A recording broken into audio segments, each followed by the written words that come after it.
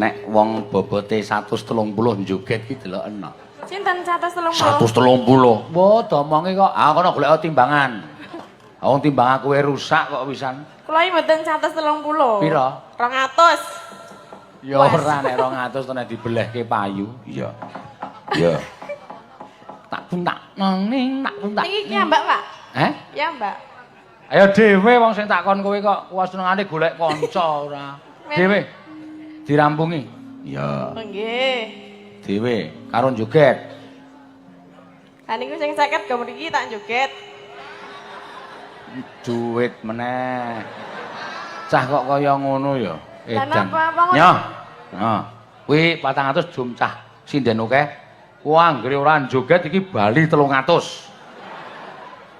Watan joget lho. Iya, nyoh. Sik. Sapi kae unine piye?